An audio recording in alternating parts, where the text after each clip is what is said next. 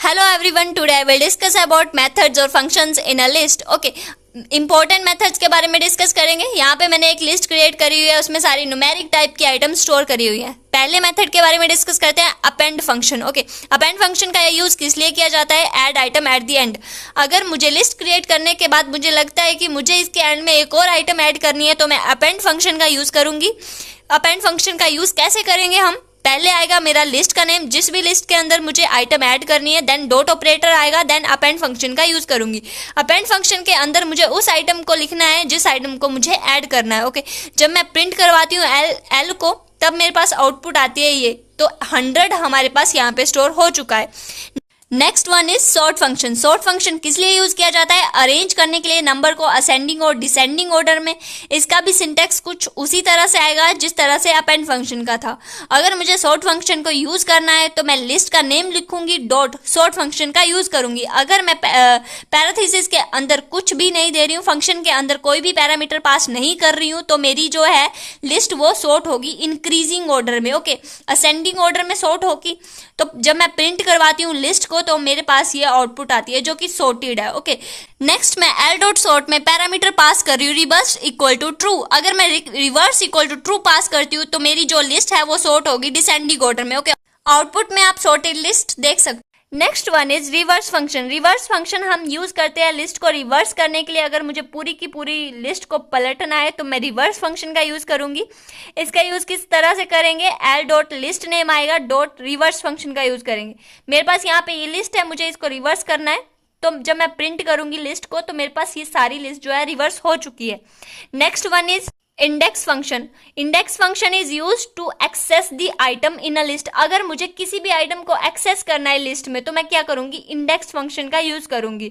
तो इसका यूज किस तरह से करेंगे? L dot index. इंडेक्स में मेरे पास इंडेक्स वैल्यू आएगी। यहाँ पे जिस भी आइटम को एक्सेस करना है, सपोज मुझे यहाँ पे 12 को एक्सेस करना है, तो मैं इंडेक्स वैल्यू यहाँ पे 2 दूंगी। ओके, यहाँ पे मैंने 1 दी हुई है, यहाँ पे मैंने 9 को एक्सेस किया हुआ है। जब मैं प्रिंट करती हूँ आउटपुट पे मेरे पास वैल्यू आती है 9। Okay, next is copy function. Copy function list की कॉपी जनरेट करने के लिए यूज किया जाता है। सपोज हमारे पास ये एक लिस्ट है 1। ओके, अगर मुझे इसको कॉपी करना है इसमें, तो मैं कॉपी फंक्शन का यूज करूंगी। ओके, तो यहाँ पे मेरे पास एक लिस्ट है 1 2 3। इसके 2 तरीके हैं कॉपी करने के। एक तो ये है m इक्वल टू n। जब मैंने m इक्वल टू l किया, तो l में जो लिस्ट की आइटम थी वो m वेरिएबल में सारी क्या हो गई? कॉपी हो गई।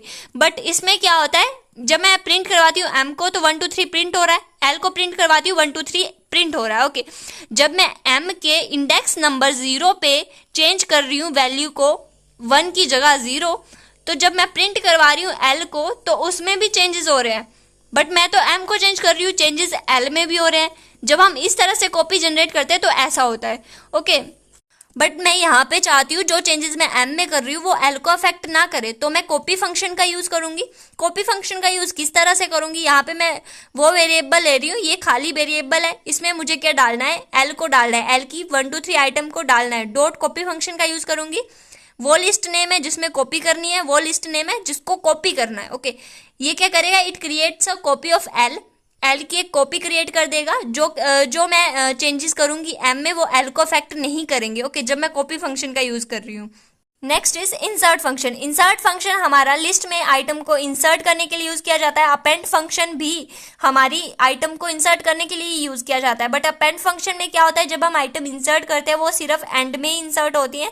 इंसर्ट फंक्शन के साथ हम पर्टिकुलर लोकेशन पर आइटम को इंसर्ट कर सकते हैं, पर्टिकुलर इंडेक्स नंबर पर आइटम को इंसर्ट कर सकते हैं। सपोज मुझे 1 पर इंसर्ट करना है तो 1 पे कर सकती हूँ, लास्ट में करना है लास्ट में कर सकती हूँ। ओके, बीच में करना है बीच में कर सकती हूँ, कहीं भी कर सकती हूँ आइटम को इंसर्ट फंक्शन के थ्रू। ओके, इसका सिंटेक्स क्या है? एल लिस्ट नेम है, डॉट इंसर्ट फंक्शन का यूज करूंगी। पैरामीटर्स क्या क्या आएंगे? यहाँ पे इंडेक्स नंबर आएगा और आइटम आएगी। इंडेक्स नंबर, जिस इंडेक्स नंबर पे मुझे इंसर्ट करना है वो इंडेक्स नंबर आएगा। आइटम, जिस आइटम को इंसर्ट करना है वो आइटम आएगी।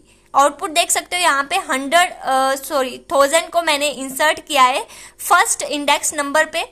0 और 1, 0 से इंडेक्सिंग स्टार्ट होती है, आपको पता होगा।